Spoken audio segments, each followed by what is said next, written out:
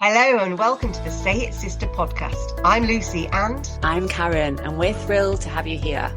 Our paths crossed years ago on a shared journey of self-discovery, and what we found was an unshakable bond and a mutual desire to help others heal and live their very best lives. For years we've had open, honest and courageous conversations, discussions that challenged us, lifted us and sometimes even brought us to tears. Now we want to share those conversations with you. We believe that by letting you into our world, you might find the courage to use your voice and say what really needs to be said in your own life. Whether you're a woman seeking empowerment, a self-improvement enthusiast, or someone who craves thought-provoking dialogue, join us as we promise to bring you real, unfiltered conversations that encourage self-reflection and growth. So join us as we explore, question and grow together. It's time to say it, sister. Hello everyone, I'm Karen.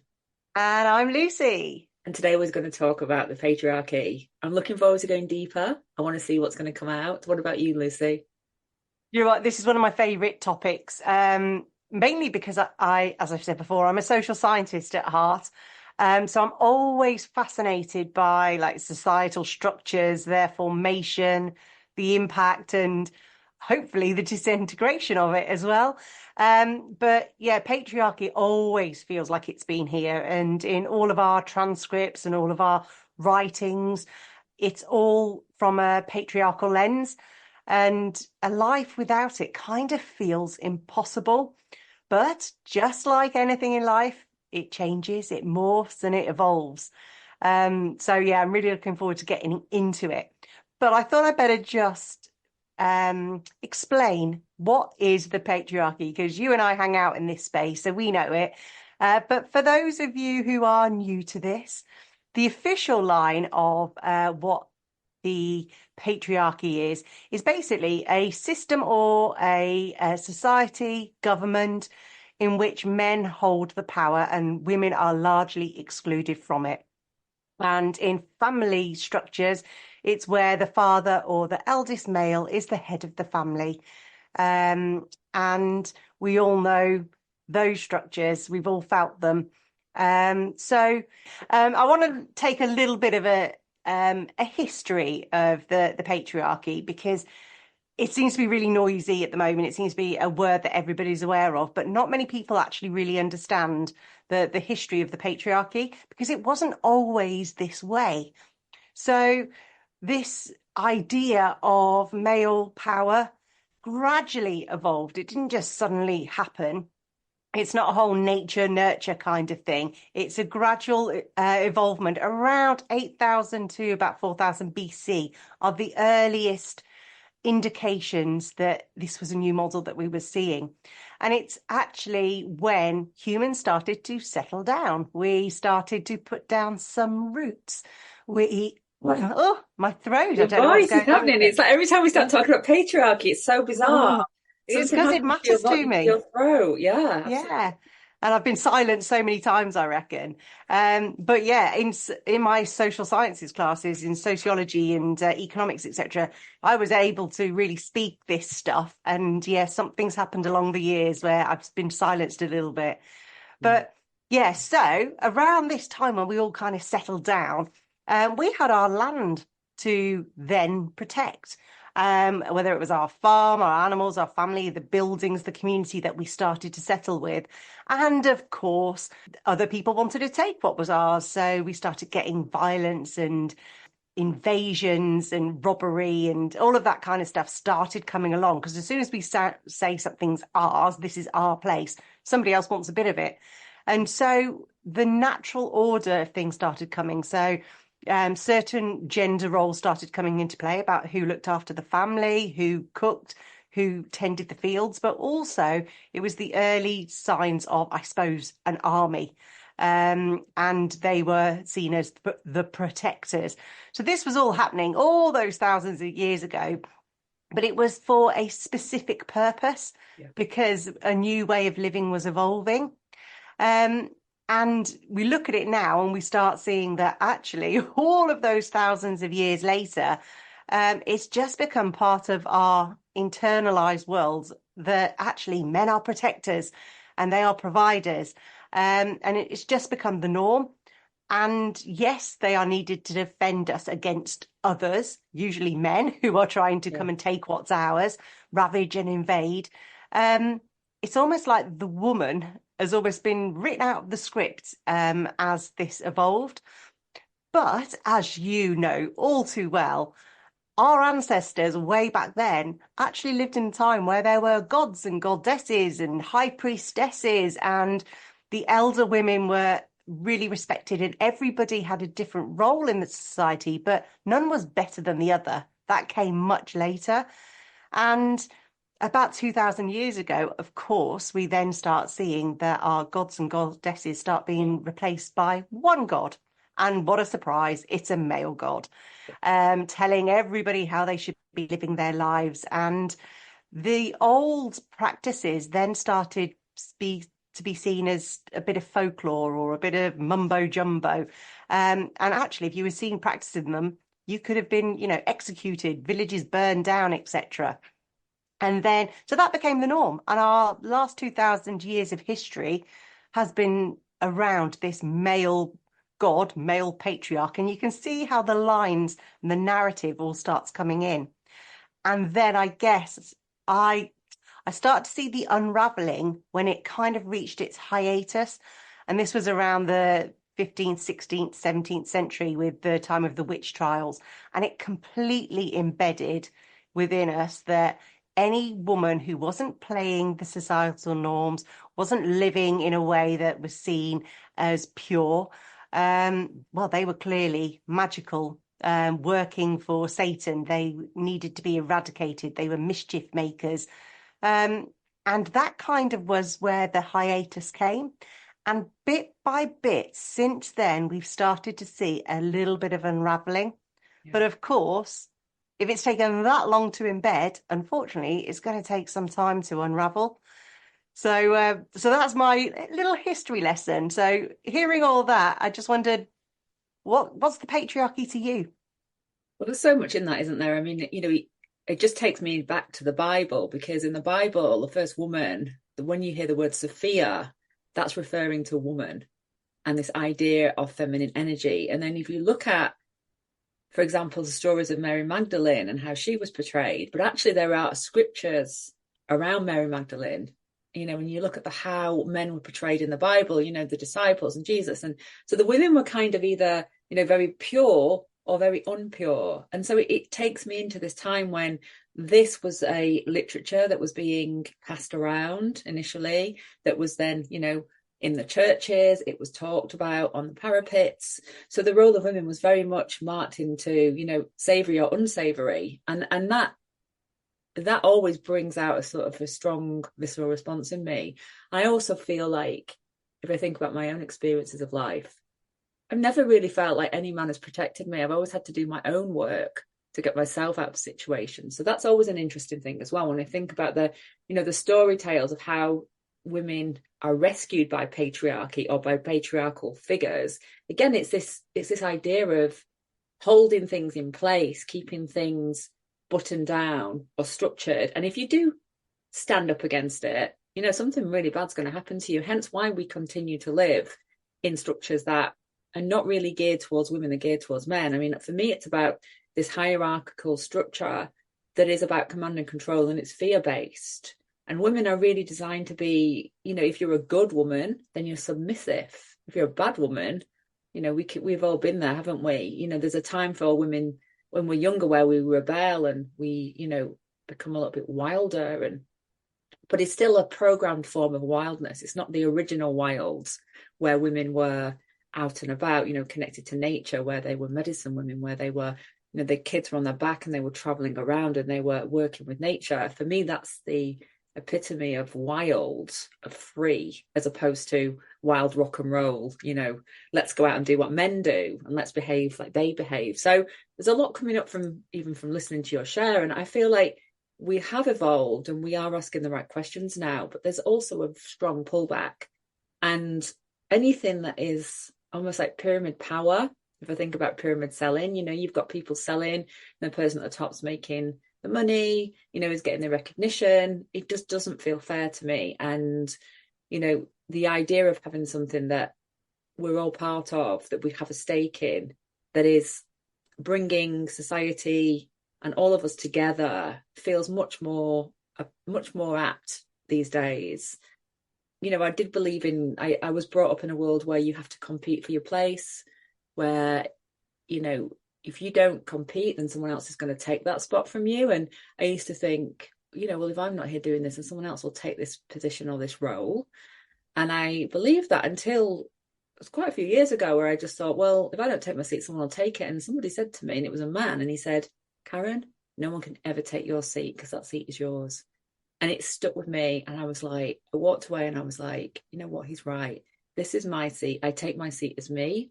And the next person will take their seat as them. And it might be one role, but we only, each one of us can take our own seat, because we do it the way we do it. And so that stuck with me for a long time. And every time I get into that fear of, you know, the need to compete, the need to hustle, that I'm against anyone, I just remind myself that actually I'm not, because there is only one me and there is only one you, you know. And it takes me into this place of the collaboration, you know, the togetherness, the tending things together, making a fire together. You know, I don't know why I'm around a campsite. I'm now, you know, at the fireplace, you know, out on the land and sitting around telling stories, and this idea of empowering each other and supporting each other, which feels very anti patriarchy and everything that we've just talked about already today in this, you know, early segments. I love that. And I remember I was also given the whole narrative that it's a dog eat dog world out there, that you've got to be quicker, smarter, don't trust anybody.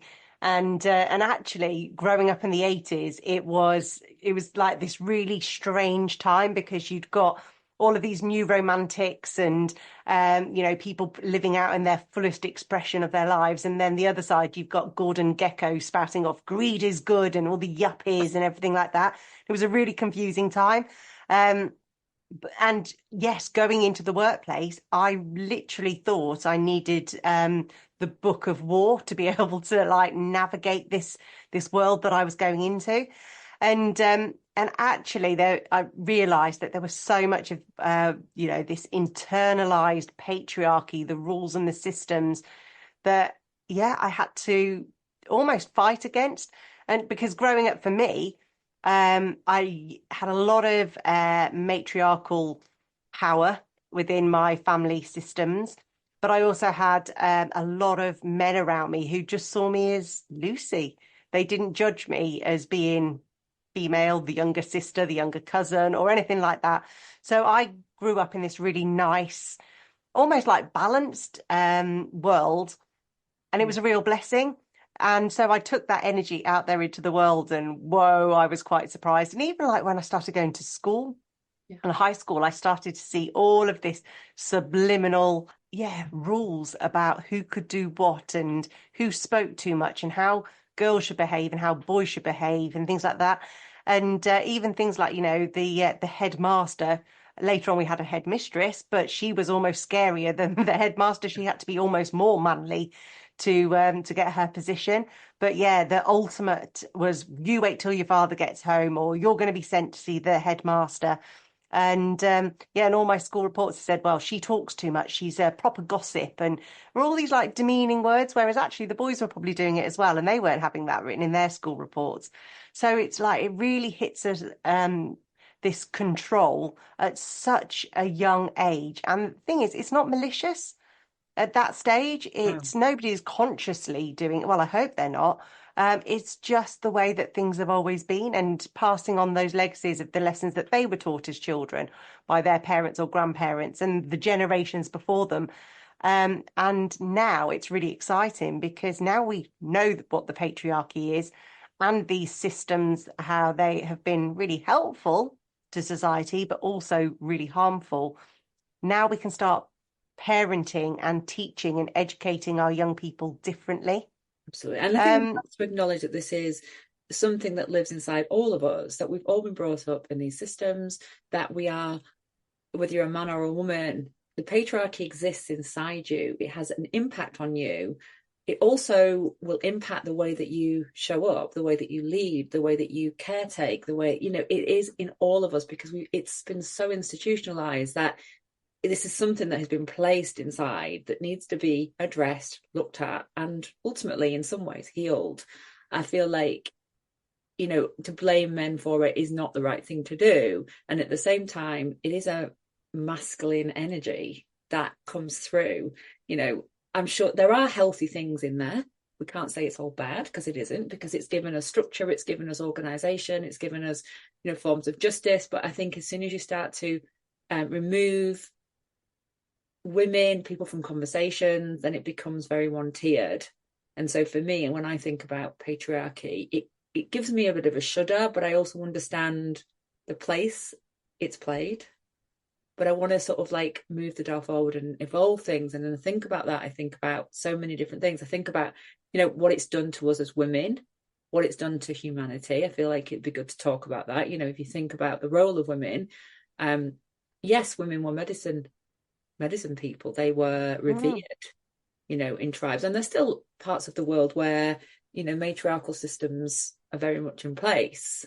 But if you look at our world where we live in the UK, you can see the impact of men. And if you think about, women were not in parliament, they were not allowed to vote. There were dowries. When a man married a woman, she became his property. And this obviously has played, I don't even know what to say about it, because I'm saying it out loud and it just doesn't feel true to me. Like, I feel a little bit like I'm picking up a book and reading something that's not real, but it was real. So just to put some reality around it, I guess it was mine and your mother's generation who were the first to have rights of contraception, who had access to higher education, who were able to get a divorce, who were able to actually get finance in their own name. Then they obviously went on to actually saying that we want some kind of equality in the workplace. And for us now, we're like, well, of course you want equality. Yeah. But it was actually our mothers, it's that close in our history where these things started to be changed and legislated against. Yeah, and if you look at now what's happening with the government, we've got a 40% share in parliament now with MPs, which is the first time ever. And it's only taken 104 years to get there. You think about when women actually, voted. Got the vote for the first time. That is 104 years. I'm almost like I've got goosebumps when I think about it, because I'm like, it feels like such a long time. What's it going to be like in 104 years? But you can also see where there is a counter argument or a counter movement to actually stop evolution from happening. When I look out at the world, when I see what's happening in America with civil rights and laws to ban abortions, I feel like women need to be in control of their own bodies and their own rights. We need to be able to make our own decisions. We need to be part of conversations, and there are still so many gaps. When I think about what's going on, I think about the gaps in healthcare, the gaps in studying of women's bodies. When you look at menopause and what's been going on there, it's only just being talked about, and women have had this life change, this life cycle change since forever, and we're only just having conversations. And it's the more conversations we have, the more we realize that these things have been ignored, and ignored for such a long period of time, and so many women have suffered. So let's talk a little bit about how patriarchy has ignored women. I think that's really, really important. We've got gender gaps, in skill sets. We've got pay gaps where women are still not getting paid the same as men. And that was a conversation that just wasn't had for such a long time. And for me, that is the patriarchal system in action right now, right here. And I was working with a woman a few years ago in a coaching capacity, and she was senior, she was the only woman on the board as such, and she wanted a pay rise because she wanted to be on the same level as everybody else. But she had this underlying thought in her head that basically we should be grateful for being at the table, and asking for a pay rise actually seems quite distasteful. And we had to do a lot of work to really uncondition that no, you're just a person doing a job. Forget whether you've got boobs or so something lacking in your trousers. You basically a brilliant person doing a job, and you should be paid fairly.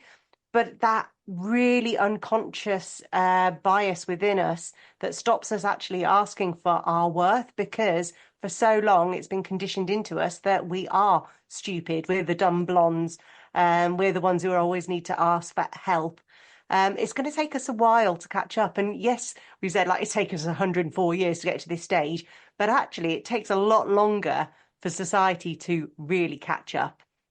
And yeah, when we start seeing things like that are happening in the States, and to be honest, some of those debates have been happening in our own country, what you tend to see is this bit of a backlash.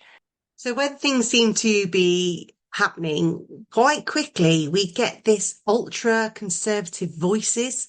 They get louder and they want to hold on to this power rather than trying to work out how can we all work together, which is just, the anti-patriarchy. They hold on to it even further and dare you say that they have any kind of privilege, because then they'll really come for you, and try and silence you, bully you, hurt you, harm you, threaten you. So yeah, we've still got a long, long way to go. And even like, being a mother, I'm having to really undo a lot of the things that my children have heard in the playground, on TV. And the one that really upsets me more than any, I guess, is the one where it says, well, girls are bitches, or well, girls are just nasty, that's how they behave. And I just keep saying no, no, no, it's just a myth. It's a patriarchal myth to stop us from hanging out, because when we start hanging out and sharing and coming together, that's where we then start realizing we have power. It is far easier to keep us separated. Yeah, the threat of that as well is really intense. I mean, my Catalina is nearly 6, so she's done reception, and that is the one comment that I've used that has been used. I haven't used it, they've used it consistently to describe the girls' behavior. Well, girls are more bitchy, girls are more bitchy, this is just how they are. Boys tend to sort of fight it out, and girls, they do that, and the swishing of the hair, and they're in and out of relationship, and I'm like, no, that does not feel right to me. That is a narrative that's been passed along, and it's come from the head teachers to the reception teachers. And I'm like, well, if this is the narrative that you're using, what are you expecting them to be? How are they going to be shaped by you at school? Because it's a narrative that is not a right narrative. Of course, there are times when we have to stand up for ourselves, when we need to be strong, where it's about being in command and control of ourselves so that we've got our own power. However, and that might look a little bit bitchy at times. It might look like we're being, they talk about the resting bitch face. Is it a resting bitch face, or am I just really concentrating really hard to understand what's being said? Do you know what I mean? We only know from within ourselves where we're going. But I think to call young girls bitchy is wrong on every single level. And I think there's got to be a better way of saying it. They talk about, being assertive over being bossy. And there's certain, ways to phrase things that can be much more about bringing the dialogue forward, bringing relationships forward, and being much more collaborative. And when I think about patriarchy, I feel like it's so deeply rooted into some of the old school religions. I've come back to that point. It's about keeping the masses, at a distance in a way. Go repent. It's all this like badness, and then you've got to work really hard to be good. Do the right thing, and you get your reward later. Meanwhile, the ones at the top of the pyramid are the ones that are in control, are actually gaining now. And it's like a distancing point. And we all have that, the carrot and the stick. I have to get that stick away from me a lot, because I've been programmed into going, well, if I get that and I do that, then I'm going to be happy and I'll get my reward. But the truth is, the reward is here now. It's now. Yes. It's not about waiting until you get to heaven or wherever you're going to go. It's about taking it now. It's about working within yourself now, staying present and coming into a feminine energy, which is much more about flow. It's much more about connection and staying connected to ourselves and to each other and to nature. And for me, that holds so much more excitement, joy, power than anything that is a delayed reaction. Like I'm kind of, as much as I'm a little bit done with that. I don't really want this story anymore. Oh, it's just exhausting to have to keep pushing and driving and building and forcing things through and being the protector. And sometimes it's just really nice to say, hey, can someone help me? Or can somebody help lift this burden? And not from a weak, pathetic, I'm a girl and I can't lift stuff, but actually just from a community, a support system. And again, it took me years to learn to ask for help because I was seen as it was a sign of weakness that I'm just a girl and I needed rescuing. And now I completely understand that it's not that. It's just actually trying to do it all on your own. It's just really, really hard. It's exhausting. And so there is so many things that damage us as humans. And this is both men and women. Not being able to ask for help right now, where everyone's got an opinion and they treat it as fact and they'll ram it down their throat rather than just listening, reflecting, receiving, being a little bit patient, actually looking at the bigger picture rather than just going all into the weeds. There are so many ways that harms men and women, and actually we just need a little bit of balance. And that's where we need, whether it's friendships, we need our homes, we need our institutions, governments to actually reflect and truly work collaboratively, men and women together. And they can be, all kinds of different people within those groups that represent society. And when you've got that true teamwork, true collaboration, it kind of takes us back to where we lived, maybe 8,000 BC, where we were all actually just getting along and supporting one another in true community, in true tribal ways that humans kind of evolved. Absolutely. Where does it show up? Where does it show up in you? Where does the patriarchy live within you? Well, the reality is I've always been a wild one. And even as a young child, I was always there building dams, climbing trees. And I remember one bank holiday Monday when I was with my dad, I must have been about 5 or 6, and I fell out of a tree on bank holiday. And I think it might have been broken. So we called the local doctor, and the doctor turned around to my dad and said, little girls shouldn't be climbing trees. My brother was with me, and we were all like, what?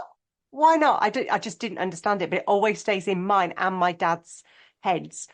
And so I've always been a bit wild. I was brought up that way. I had lots of older male cousins, and we would just go off on adventures together.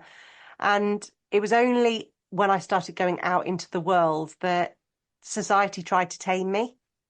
I was too headstrong to let it happen, but I still did tame myself. And I remember, well, I don't remember. My mum tells this story that when I left primary school to go to high school, they said, Lucy is such a strong character. She'll either be expelled or made head girl. It was like, no one way or the other. And they laugh about it now because I got made head girl. But it was always that this wild, creative, strong force. And yeah, they all tried to tell me to sit down, be quiet, play the good game. And I did it. I learned how to be that person. Yeah. And I would say I was just surviving. And then when I went into the workplace, and I'd learnt to play the game, actually I realized that I needed all of my masculine energy there to survive. And I then became the provider, the planner, the mother, the carer, the leader. And I didn't ask for help. I put on this big facade that I was doing it. I was like this role model out there until I couldn't do it anymore. Yeah. And it was, in my early 30s, I guess, where I was just like, oh, this is exhausting. And actually, since then, my whole life has been about finding the wild girl again. And I'm so pleased. But yeah, it took me 20 odd, maybe even 30 years to uncondition myself. Yeah, I What hear about you. you? Yeah, I think you tell the story of many women, certainly myself as well. And I feel like we go on this, it feels really good to be succeeding and to be like at the top of that wheel, when everything's working and you're managing it all, and it's like it's a powerful feeling, and that's why we do it. That's why we try to get to that place. That's why we buy into it initially until we just get our energy's not quite the same. We start to get tired and we can't do it anymore. And then we're at the bottom, and we're trying to scramble up. It's like the hamster wheel, that kind of keeps going round and round and round. And we can live in that circle of like, I'm at the top, I'm at the bottom of the wheel, and I'm at the top of the wheel. And we can spend our whole life there if we choose to, or we can choose to do something different, you know. And I hear like freedom of expression and the wildness and what that brings and how we have that inside us. And it's about coming back into it. But personally speaking for me, the imprint was in me too. I was like, I tried really hard to be the good girl. So I spent a long time sort of like being the good girl and, you know, sitting within the confinements until I couldn't stay there any longer. And then I became the wild thing. But not always a healthy wild thing. You know, there was some unhealthiness in that as well. Oh, And, yes. you know, exploration and yeah, dancing on bars all night long, you know, and just having a wild time of it really. But that wasn't me either. So I feel like for me, like it showed up, I would lose my voice. So for me, it's always been like, I always felt like patriarchy suppressed me, silenced me. I wouldn't speak up when I wanted to speak up. And I still have to work with that because the first thing that will go when I don't feel safe or if there's fear is my voice. So I know that about myself and I know what to do about it. And that is very empowering because that's the only way I think you can get out. For me these days, it's not about working harder. It's about actually being very, very focused when I'm focused, having a bigger vision and being more in flow and going where energy takes me. And that feels much more feminine and much more freeing. I feel like sometimes I expect less of myself. And this is something that I've been working with, you know, when I get scared and I'll go, am I expecting too much of myself? And when I actually sit with myself properly, I'll go, no, I'm expecting too little of myself.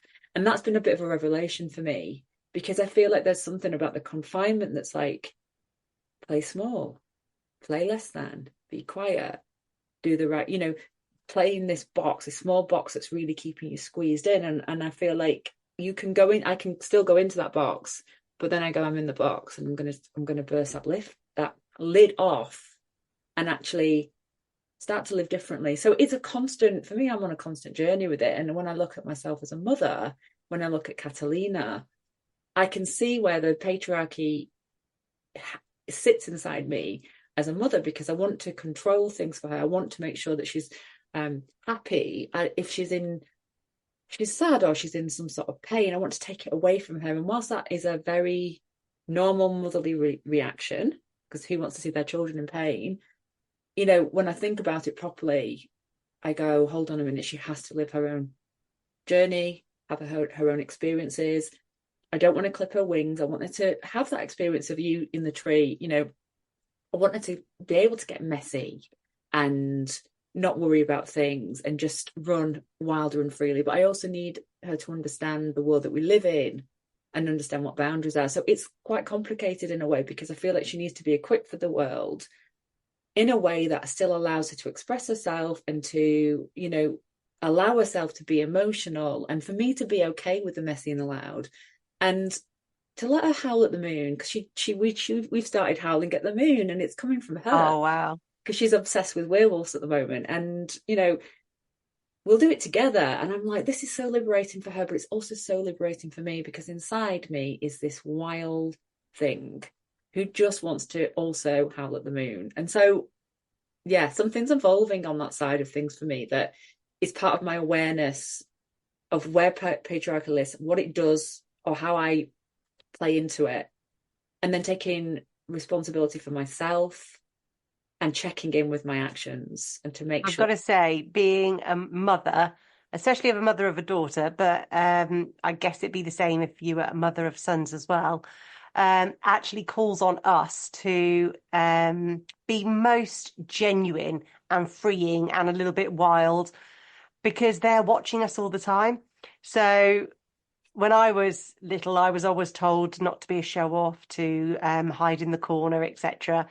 And then with my own children, when they were like 3, 4, 5, and they were dancing and pirouetting, I would join them, even if it was in the middle of the park or, you know, if they wanted to go climb a tree, I go climb a tree with them and say, yeah, that's cool. Let's do it.